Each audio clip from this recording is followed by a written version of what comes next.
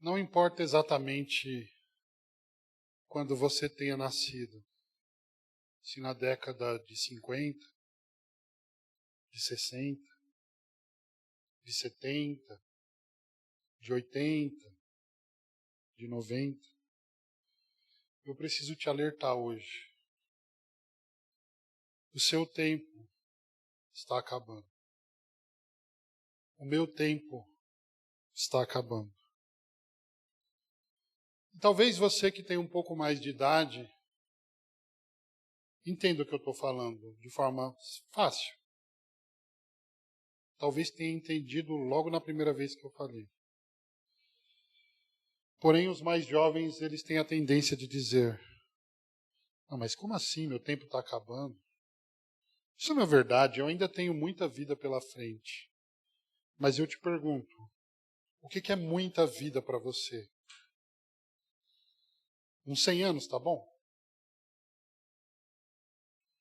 80 anos? 60? Você acha mesmo isso muito?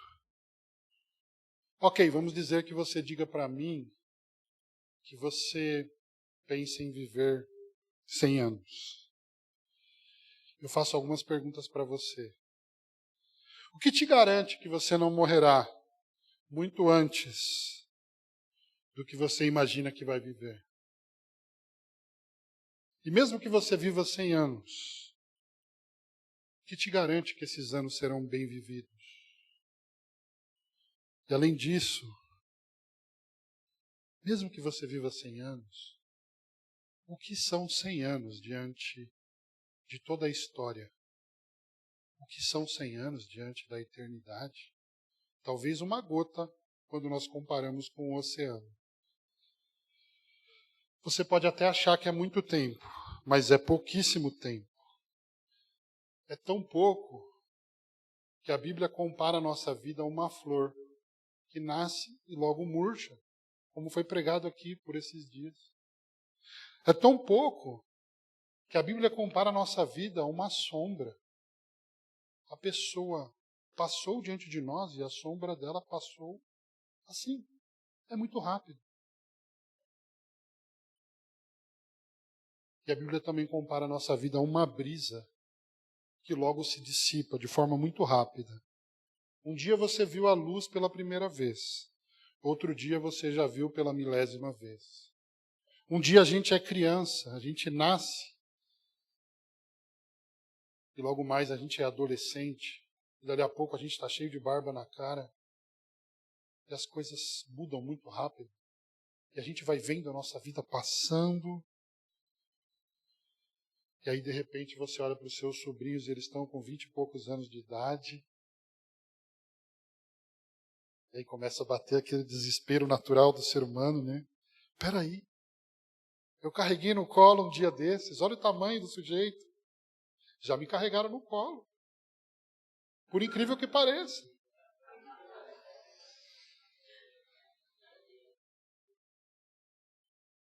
Aí você olha para trás e percebe que já entrou na segunda metade da sua vida. E a verdade é que, por mais que você queira fugir dessa verdade, o seu tempo realmente está acabando. E o meu tempo realmente está acabando. E é melhor que alguém diga isso agora do que você acabar percebendo isso quando for tarde demais. Quando não houver mais tempo. Quando não houver mais vigor. Quando não houver mais vida. Quando não houver mais força. Para a gente introduzir essa mensagem, eu fiz um gráfico bastante esquisito. Exercício. Tempo de vida do Paulo Eduardo, sendo bastante otimista. Supondo que viverá a expectativa de vida do brasileiro. Então eu fui pesquisar e encontrei que a expectativa de vida do brasileiro, não sei se o dado mais atual é esse, mas o que eu encontrei foi 75 anos. É isso mesmo? Abaixou? Enfim, mas aqui tem 75. O que eu queria mostrar para vocês? A parte amarela do gráfico que eu vou mostrar para vocês é a parte que eu já vivi da minha vida. E a parte azul é o restante que falta ainda viver, sendo muito otimista, considerando que eu vou viver a expectativa de vida de um brasileiro, 75 anos. Eu posso morrer antes. Eu não sei se isso vai acontecer. Pode ser que sim. Mas parece que a gente só percebe que a vida está passando quando a gente desenha. Então eu desenhei para mim e desenhei para vocês aqui hoje. A parte amarela é o que já passou da minha vida, calculado mesmo, tá? E a parte azul é o que falta passar. Olha só. Vou viver bastante ainda? Só Deus sabe.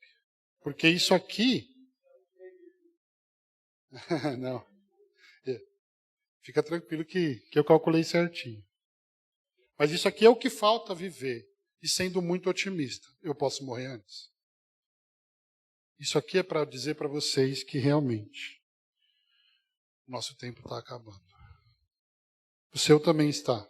Não estou querendo te deixar desesperado. Mas o seu tempo está acabando. E aí a pergunta é, no que nós estamos gastando os nossos últimos dias de vida? Ou os nossos poucos dias de vida? No texto de hoje, Salomão nos ensinará como podemos desfrutar dos poucos dias da nossa existência de forma significativa, antes que seja tarde demais. Nós chegamos então ao penúltimo sermão da série Acima do Sol. Gente, desde janeiro, né? Desde janeiro de 2024, nós estamos expondo o livro de Eclesiastes. E essa é a penúltima pregação. Na semana que vem nós estaremos encerrando a série de Eclesiastes, tendo pregado o livro inteiro. Ficamos felizes e glorificamos a Deus por essa oportunidade. E espero que enquanto houver fôlego em nossos pulmões, a gente possa pregar muitos outros livros da Bíblia inteiro para a edificação da igreja e para a glória de Deus. O texto bíblico de hoje é Eclesiastes 11, 7 até o 12, 8.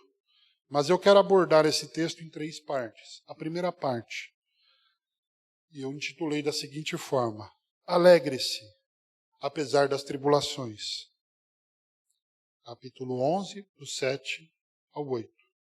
A segunda parte, alegre-se, mas não se esqueça do juízo. Eclesiastes 11, do 9 ao 10. E a terceira parte, alegre-se, lembrando do Criador. Eclesiastes 12, do 1 ao 8. Então vamos entrar já na primeira parte, que é alegre-se, apesar das tribulações. Eclesiastes 11, do 7 ao 9. Peço que você abra a sua Bíblia em Eclesiastes 11, do 7 ao 9.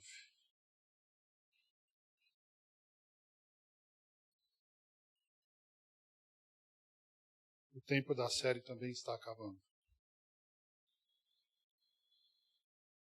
Essa passagem diz o seguinte: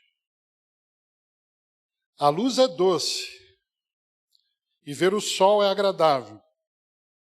Portanto, se o homem viver muitos anos, alegre-se em todos eles. Porém, lembre-se dos dias de trevas, porque serão muitos. Tudo o que está para acontecer é ilusão. Irmãos, nessa passagem, Salomão continua enfatizando aquela grande tônica do livro de Eclesiastes, que é desfrutar da vida que Deus graciosamente nos dá. E ele começa dizendo no versículo 7 que a luz é doce e que ver o sol é agradável. E com essa linguagem, o sábio não está dizendo outra coisa senão que a vida ela é boa, que ela é bela, que ela é cheia de beleza. E essa afirmação até destoa, talvez, do aparentemente pessimista discurso que o livro de Eclesiastes parece trazer para nós até então. Ele está dizendo que a vida é bela. Tem até um filme com esse nome, né? E aí, então, a instrução que o sábio traz para todo aquele que recebeu o dom da vida, para todo aquele que vive nessa realidade debaixo do sol é: alegre-se em todos os anos. Isto é, o que ele está dizendo? Viva da melhor forma possível. E enquanto possível. Alegrando-se em todos os dias, e não somente naqueles dias que você aprecia. Não se alegre apenas quando é feriado. Não se alegre apenas quando você recebeu uma promoção. Não se alegre apenas quando vier a cura da enfermidade. Alegre-se em todos os dias. Esse é o desafio. E o pregador permanece fazendo os seus contrapontos realistas que nos impedem de sair dos trilhos da vida como ela é. Uma vida afetada profundamente pelo pecado humano. Por um lado ele diz, alegre-se. Mas por outro lado ele diz, porém lembre-se dos dias de trevas, porque serão muitos. Sim, a vida é doce, como esse texto diz. Mas o pecado nos trouxe muitas amarguras. Sim, a vida é agradável ver o sol, mas o pecado causou dias de trevas. Sim, a vida é um presente divino, mas o pecado a tornou sofrida. Sim, a vida precisa ser desfrutada, mas tudo debaixo do sol é ilusão, segundo o sábio. Irmãos, desde que o pecado entrou no mundo, nem todos os dias são flores, até mesmo porque nós não estamos mais no Éden. Nós vivemos num mundo quebrado e profundamente afetado pela desobediência humana. Mas o sábio aqui ele está nos instruindo a, apesar dos dissabores desta vida agridoce, nós não deixarmos de celebrar todos os dias como dádivas do nosso Deus que é bondoso e que é fiel. Eu não estou falando de alguns dias, eu estou falando de todos os dias. Na crença de que Ele é o Criador e o sustentador da vida e de toda a história. Ele é o Senhor de todos os dias. Até daqueles dias que são tempestuosos. Até mesmo daqueles dias que nós não conseguimos entender nada do que está acontecendo. Ele é o Senhor desses dias também. Como nós já aprendemos no livro de Eclesiastes, o que a gente faz na prosperidade? No dia da prosperidade? Se alegra. Mas e no dia da adversidade? Considera. Considera o quê? Que Deus também fez esse dia. Quando tudo estiver dando errado, lembre-se daquele versículo que também diz: este é o dia que o Senhor fez. E o desafio é alegrar-se também nos dias em que as coisas fogem do nosso controle. Não porque nós gostamos de sofrer, não, mas porque nós acreditamos que o nosso Pai tem bons propósitos para, através do sofrimento, nos fazer crescer, nos moldar conforme a vontade dele, que é boa, perfeita e agradável. Talvez você não esteja nos seus melhores dias, mas ainda assim, esse é o dia que o Senhor fez. Talvez você não goste da estação que você está passando, mas essa mensagem vai dizer para nós: confia no soberano. Confia naquele cujos pensamentos são mais altos do que os nossos, cuja mente não pode ser alcançada pela nossa mente limitada, incapaz de entender os propósitos dele. O próprio Jesus, ele foi realista.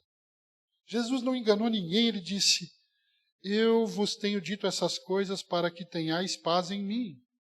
No mundo tereis aflições, mas tenham bom ânimo, porque eu venci o mundo. Jesus não enganou ninguém.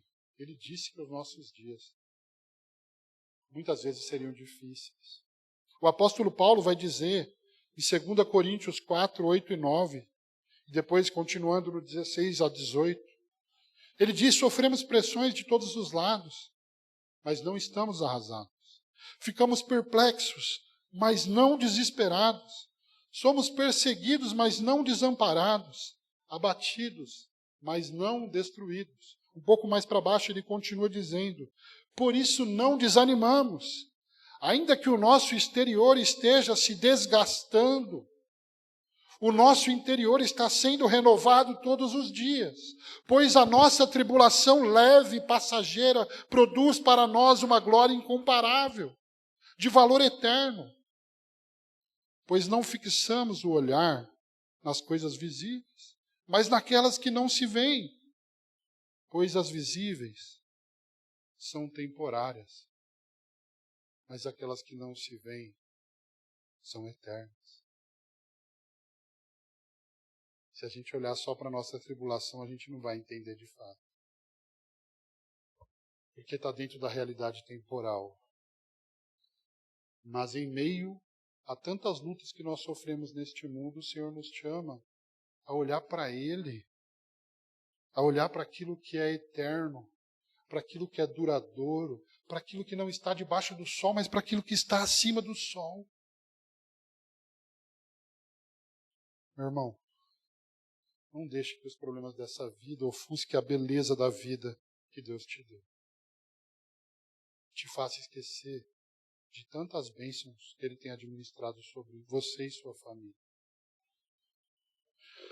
Não deixe que as tribulações te façam esquecer da vida, da respiração, do sustento, do pão, da família, da salvação em Cristo Jesus. Não deixe que a aflição do tempo presente te faça esquecer da glória que ainda será revelada, da glória que será revelada em nós. Não viva os seus dias em tristeza, como se você ainda estivesse morto em delitos e pecados. Talvez muitos problemas nossos não estejam resolvidos, mas se você crê na obra de Jesus Cristo, o seu maior problema está resolvido sim. Porque a dívida que nos era contrária foi cravada na cruz. Então, ainda que o mundo se despedace ao nosso redor e a gente não entenda nada, mas o meu e o seu nome estão escritos no livro da vida. Isso é um consolo para nós nesta manhã.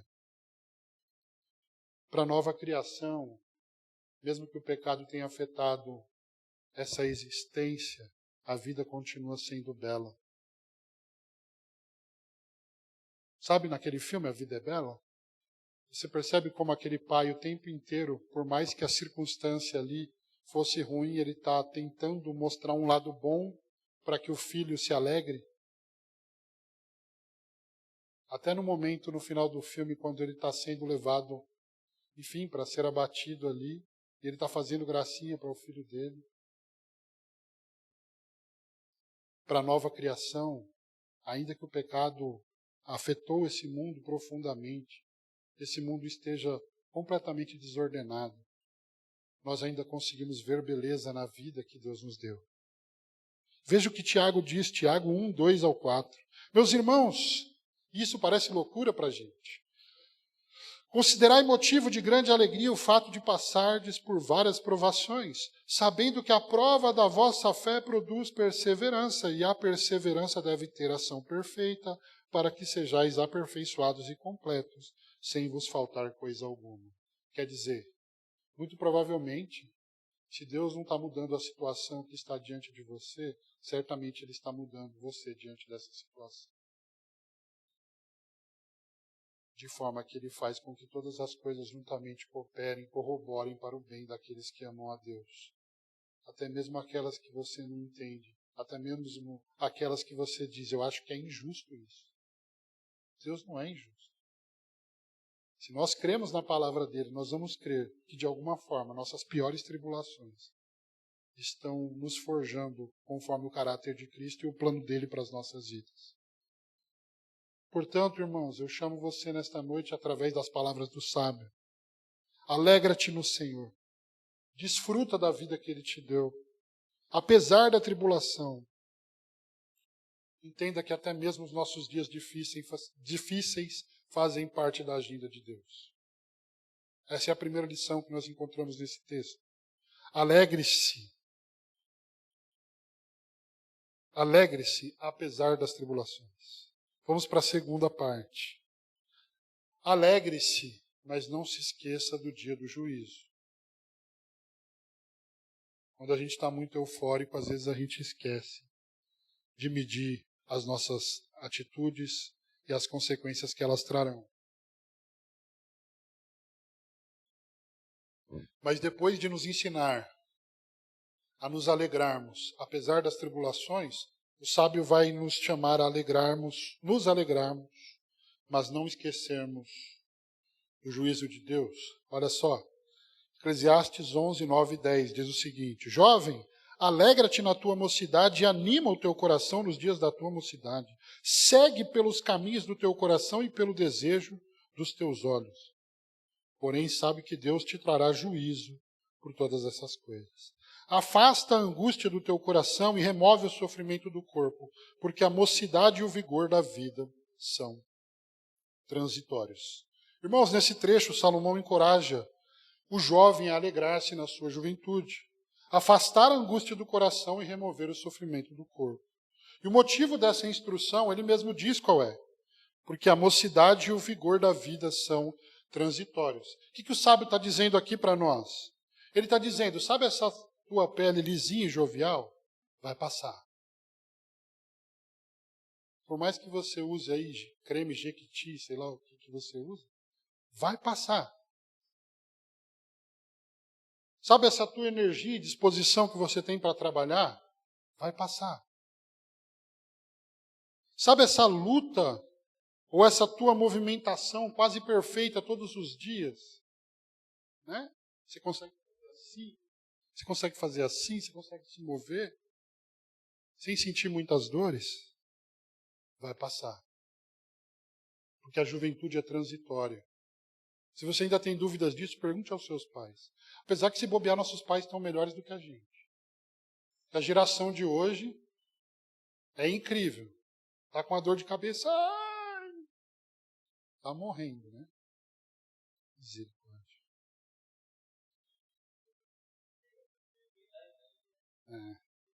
A juventude é transitória, irmãos. E aqui o sábio vai continuar dizendo, portanto, e aqui a gente vai ver um conselho meio estranho do sábio.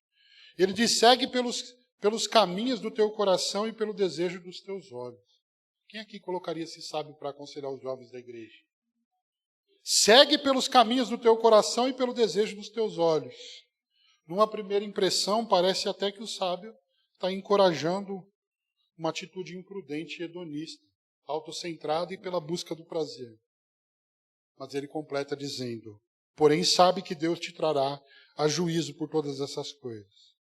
Quer dizer, por um lado, nós somos livres para fazer as nossas próprias escolhas, mas nós não podemos escolher as consequências que virão. Sabedoria é nós sabermos desfrutar moderadamente da vida que Deus nos dá, sem esquecer que o juízo dele haverá de julgar todas as coisas no final. É verdade que a maioria das pessoas preferem falar do Deus de amor, deixando de lado a verdade do Deus da justiça. Mas é o mesmo Deus. E a Bíblia diz que esse Deus, que nós gostamos de dizer é o Deus de amor, ele é um Deus que se ira todos os dias. Ele é amor, mas o amor não é Deus. O amor não define tudo que Deus é. Deus é amor, mas o amor não é tudo que Deus é. Deus também é juízo. Sim, ele é realmente tardio, demorado em irar-se, como diz a palavra. Mas ainda assim, o pecado da humanidade tem a capacidade de despertar a ira de Deus contra os homens. Quer dizer, o livro de Eclesiastes está acabando. Salomão está nos apresentando o Deus que julgará as nações. Destruirá todos os seus inimigos com uma espada afiada, com cetro de ferro. Alguns reis dirão, caiam os montes sobre nós, com medo da ira do Cordeiro. Esse é o Deus revelado nas Escrituras. É a parte de Deus que a gente não gosta de apresentar. Né? Você vai evangelizar, você fala o quê? Jesus te ama. Quero ver você ter coragem de evangelizar e falar assim, ó, se você não crê na obra de Jesus Cristo e não confia nele para a salvação, espere a ira de Deus. Ele é o Deus que se ira todos os dias contra aqueles que permanecem no pecado, contra aqueles que não creem na obra do seu Filho. Esse é Deus, segundo a Escritura. Gálatas 6,7 diz, não vos enganeis, Deus não se deixa escarnecer. Portanto, tudo que o homem semear, isto também colherá. O mesmo Deus que nós dizemos que é o Deus de amor é o Deus que trará juízo no dia final. Nós estávamos pregando aqui a série expondo o credo apostólico. E uma das frases, uma das linhas foi: ele voltará para julgar os vivos e os mortos. Ah, mas Jesus veio como um cordeiro, morreu por nós. Verdade. Ele veio, morreu, entregou a sua vida, mas agora ele vem como juiz na sua segunda vinda. E aí a pergunta que eu faço para vocês é: quem poderia ficar em pé diante do julgamento do Senhor, desse Deus santo? E a resposta é: pelos próprios méritos, ninguém. Mas o Evangelho tem boas notícias para nós.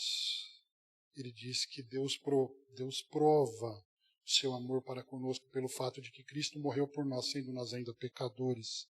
O sacrifício suficiente de Cristo pelos escolhidos desviou a ira de Deus dos seus filhos, de forma que ninguém pode acusá-los.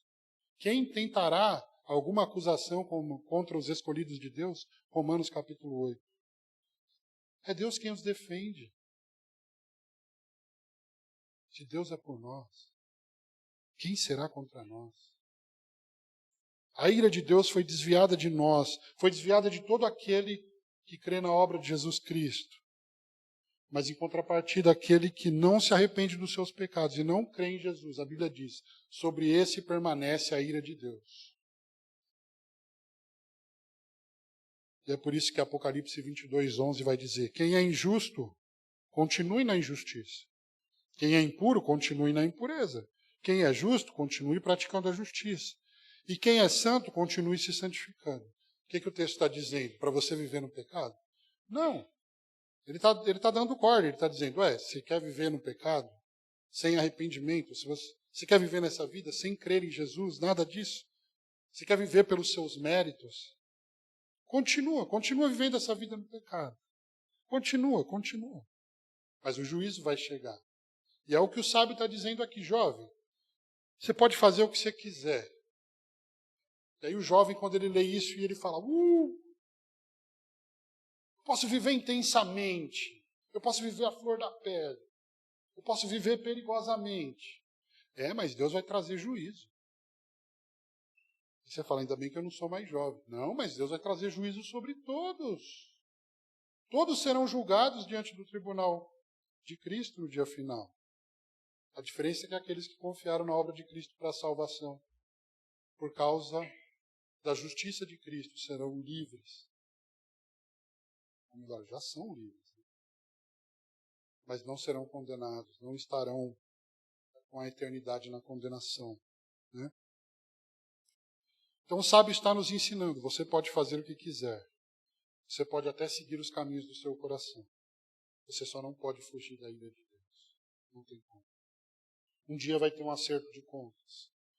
E é por isso que nós precisamos dizer todos os dias, por onde a gente passa: arrependei-vos e crede no Evangelho. E aqui é importante a gente corrigir isso, tá, gente? Que a gente foi ensinado desde pequeno que a gente evangeliza dizendo: Jesus te ama. Isso não é evangelização. Do ponto de vista da Escritura, não. Se você vê, desde João Batista, Jesus, os apóstolos, a pregação deles era: arrependei-vos e crede no Evangelho. Não é anunciar o amor de Jesus para pessoas que nem creem nele, ou que nem, enfim, nem vão crer nele. Não é simples assim. Nós temos que chamar as pessoas ao arrependimento. O chamado do Evangelho é arrepender-vos. Não declarar o amor de Jesus sobre pessoas que estão vivendo no pecado. Aí a pessoa ouve: Jesus me ama? Legal, estou vivendo no pecado e ele ainda me ama. A gente está fazendo um contrapropósito ao Evangelho. A gente está indo contrário à mensagem do Evangelho. A mensagem do Evangelho é: arrependam-se. Porque todo aquele que se arrepende e crê em Jesus Cristo, ele é perdoado, amado e recebido como filho no reino de Deus. Mas se não se arrepender, a ira de Deus vai permanecer. Essa mensagem não dá ibope hoje. Se você ficar pregando muito isso, talvez a igreja esvazie. O pessoal vai tudo para as igrejas mais legaisinhas, que tem aquelas mensagens mais que massageiam o ego. Mas a mensagem de Deus continua sendo: arrependei-vos e crede no Evangelho. O sábio já estava dizendo nessa época, jovem, tá bom, toma suas decisões, vive sua vida. Só não esquece. Se alegra nessa vida. Desfruta da vida que Deus te deu, mas não esquece. Tem juízo final. A terceira parte, a última, é alegre-se. Como? Qual é a melhor forma de nós nos alegrarmos? Lembrando do nosso Criador. Eclesiastes 12, do 1 ao 8 diz: Lembra-te do teu Criador nos dias da tua mocidade, antes que venham os dias difíceis e cheguem os anos em que dirás, não tenho prazer neles. Antes que o sol e a luz, a lua e as estrelas se escureçam, e as nuvens voltem depois da chuva. Quando os guardas da casa tremerem, e os homens fortes andarem curvados, e cessarem os moedores, por já serem poucos, e os que olham pelas janelas se escurecem. Quando as portas da rua se fecharem, quando diminuir o barulho do moinho, e acordares com o canto dos pássaros, e silenciar o som de todos os cânticos, quando temeres a altura e te assustares pelos caminhos, quando florescer a amendoeira, o gafanhoto for um peso, e o desejo já não se despertar. O homem vai à sua morada eterna, e os pranteadores já vagueiam pelas ruas. Antes que se rompa o cordão de prata, ou se quebre o copo de ouro, ou se despedace o cântaro junto à fonte, ou se desfaça a roda junto à cisterna, e o pó volte à terra como era, e o espírito volte a Deus que o deu. Que grande ilusão! Tudo é ilusão, diz o sábio. Tudo é ilusão. Irmãos, através de todas essas figuras, o pregador está dizendo aos jovens, lembra-te do Criador de vocês, antes que seja tarde. E com todas essas figuras que nós vemos aqui nesse texto, a maioria dos intérpretes entende que são formas figuradas de se referir à perda dos sentidos do corpo. Todas essas figuras que nós lemos no texto estão se referindo à perda da audição, ao enfraquecimento da nossa vista, quando começa a pegar, e a gente começa a ficar com aquele problema de juntas, né, de junta tudo e joga fora, como a gente fala, quando os problemas e as enfermidades começam a se tornar cada vez mais crônicas e mais difíceis de tratar, e ele vai usando essa linguagem metafórica para nos ensinar a respeito do que ele está dizendo. Lembra do seu Criador antes que seja tarde, antes que chegue a velhice ou até o dia da morte. Então ele está nos ensinando que só tem uma forma efetiva de desfrutar da vida. É vivendo na presença e para a glória do nosso Senhor, daquele que nos criou. Não tem vida em outro lugar. A gente pode ter vida biológica, mas a vida com abundância, a gente tem no relacionamento com esse Criador. Jesus disse, eu vim para que vocês tenham vida e a tenham em abundância. A vida abundante não é desconectada de Deus. A vida abundante é experimentada por aqueles que lembram de Deus, por aqueles que caminham com Deus, por aqueles que vivem com Deus. Então ele diz, faça isso, não perca tempo, porque a velhice vai chegar e com ela arrependimentos. Arrependimentos por coisas que você fez, mas não queria ter feito. Arrependimento por coisas que você queria ter feito e não fez. Sentimento de impotência, quando a sua idade vai avançando, você vai vendo seus pais morrendo, você vai vendo seus tios morrendo, você vai vendo seus familiares morrendo, e você sabe que a sua vez vai chegar também. E isso começa a trazer uma tristeza para o nosso coração humano. Nós vamos vendo as dores se multiplicando em diversas partes do corpo. Cada vez mais a visão, a audição, a movimentação, elas começam a ficar cada vez mais fracas. E nós somos tomados de sentimentos de angústia diante da aproximação da nossa morte. Por isso, o que o sábio está dizendo aqui? Que sabedoria é desfrutar da vida que Deus nos deu, enquanto ainda há tempo. Sabedoria é não esquecer de Deus, mas caminhar com Ele nos nossos melhores dias. Sabe quando nossos pais dizem para a gente, quem me dera. quando eu tinha a sua idade. Certamente eles eram muito mais aventureiros do que a gente. A gente só fica com uma tela colorida fazendo assim. Você apresenta um aquário para uma criança hoje, ela faz assim, para ver se o peixe vai. Nossos pais subiam em árvores, escalavam montanhas, soltavam pipa, jogavam bolinha de gude, rodavam um peão. Esses eram aventureiros. E a gente vai se movimentar, a gente está com 20 anos, 25. É assim, o tempo está passando. Lembra que eu comecei esse sermão assim? O tempo está passando. E aqui eu faço algumas perguntas para mim e para você. Com o que você está gastando um pouco tempo da sua vida? Tentando ganhar mais dinheiro?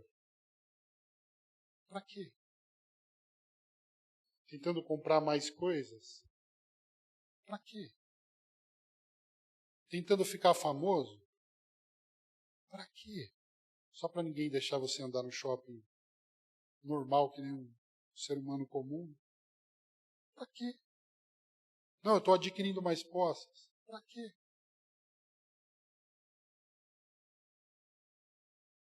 Estou acumulando, eu estou melhorando diplomas, conseguindo cada vez mais diplomas.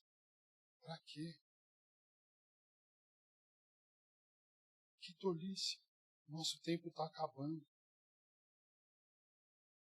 Com o que a gente está gastando o finalzinho da nossa vida? Ah, mas eu acabei de nascer, eu sou jovem. Tá, mas você vai ver, sua vida vai passar rápido. Eu não estou jogando praga. A vida é breve.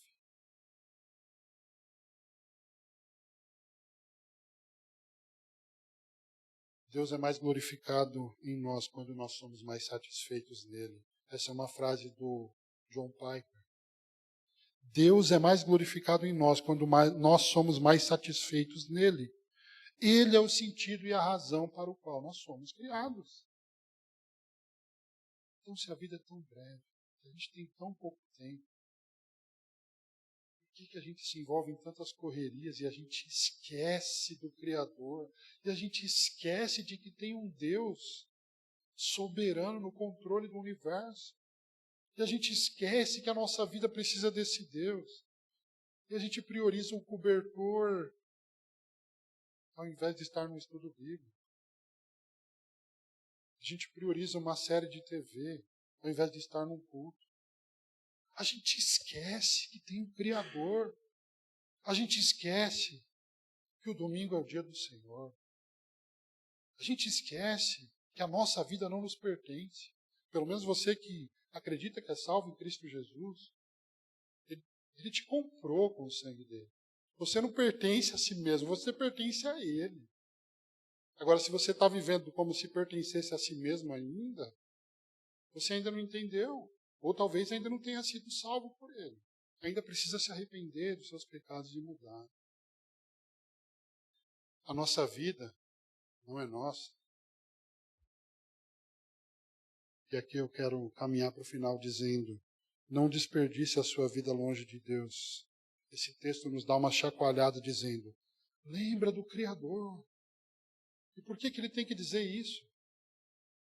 Não é coisa do mundo moderno, não é coisa do mundo de hoje. Sempre houveram pessoas que se esqueceram de Deus.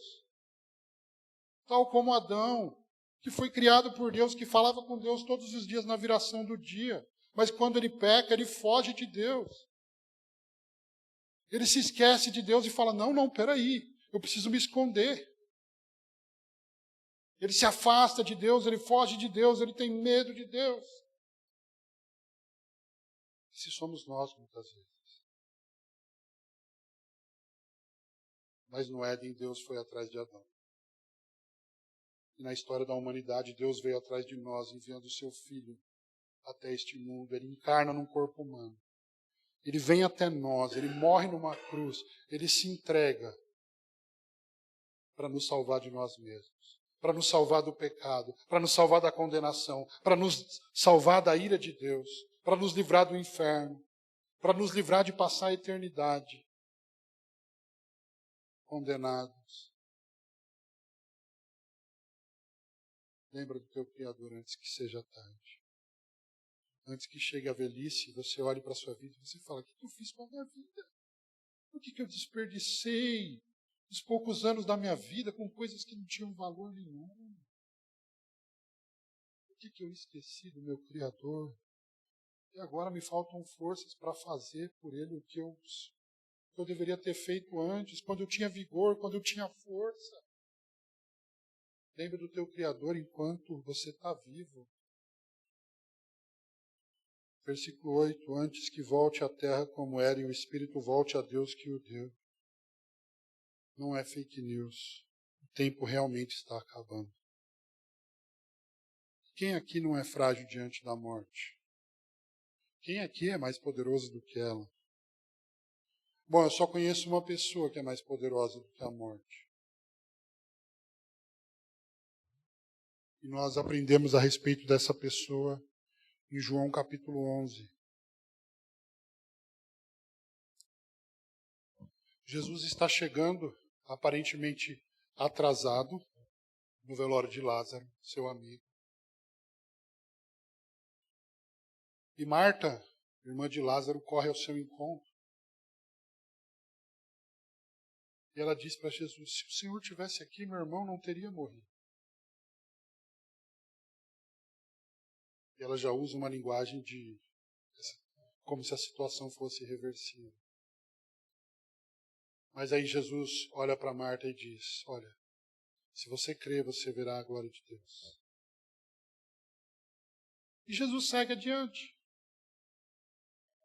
E parece que foi ensaiado, porque depois ele encontra Maria, irmã de Marta, também irmã de Lázaro falecido.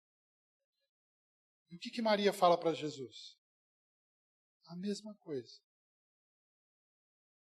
Se o Senhor estivesse aqui, meu irmão não teria morrido. Só que ao invés de Jesus agora trazer uma palavra de ânimo, ele chora. Isso é um grande mistério. Por que as duas pessoas, as duas irmãs, cada uma disse a mesma frase para Jesus, mas diante de uma ele dá uma palavra de ânimo e diante da outra ele chora? O pastor Tim Keller propõe uma resposta. Ele acredita e diz que porque Jesus é Deus, Ele pode, nos momentos em que nós estamos nas nossas piores aflições e traumas, olhar para nós e dizer, se você crê, você verá a glória de Deus. Ele pode nos dar palavras de vida, que nos levantam, que nos alimentam, que nos transformam. E porque Jesus é homem, 100% homem também, além de Deus, ele também chora diante de Maria. Ele também é capaz de nos consolar e conhecer a nossa dor no próprio corpo humano, porque ele encarnou. Quando Jesus encarnou, ele sentiu frio, ele sentiu fome, ele sentiu sede. Ele teve os mesmos sentimentos que eu e você tivemos. A gente esquece do Criador. Mas aquele por meio de quem todas as coisas foram criadas veio a este mundo. Ele veio a este mundo. E Ele é exatamente tudo o que nós precisamos. Ele é o Deus que nos fornece palavras para nós vivermos. Palavras de vida. Mas Ele também é o homem que nos oferece o ombro e chora conosco diante das nossas aflições. Ele é exatamente tudo o que eu e você precisamos. E se Salomão está dizendo, antes que, a gente está pensando, a morte vai chegar, a morte vai chegar. Com Cristo a gente não precisa temer nem essa morte. Sabe por quê? Porque depois dele ouvir a frase das duas irmãs, ele dá a palavra de ânimo para um, ele chora diante da outra, mas ele vai diante do sepulcro e diz, Lázaro, vem para fora. E Lázaro sai. E Lázaro é ressuscitado.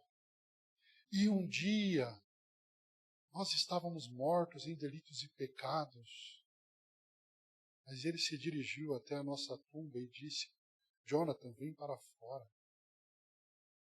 Irmão Antônio, vem para fora. Érica, vem para fora. José Carlos, vem para fora.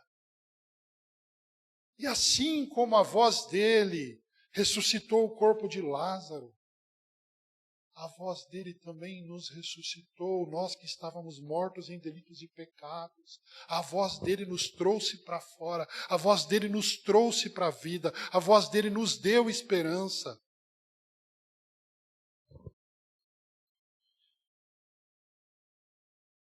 Jesus deu uma palavra de ânimo, Jesus chorou, mas entre essas duas ações ele disse: eu sou a ressurreição e a vida. E quem crê em mim, mesmo que morra, viverá. E todo aquele que vive e crê em mim, jamais morrerá. De fato, debaixo do sol, a ideia da morte nos traz desespero. Mas existe alguém que é acima do sol, que é de cima do sol, que venceu a morte, que por ser homem pôde morrer, que por ser homem morreu, mas que por ser Deus ressuscitou ao terceiro dia. Esse é Jesus. Portanto, agora como salvos em Cristo Jesus, hoje nós somos chamados a nos alegrar nele, independente dos dias que nós estamos passando.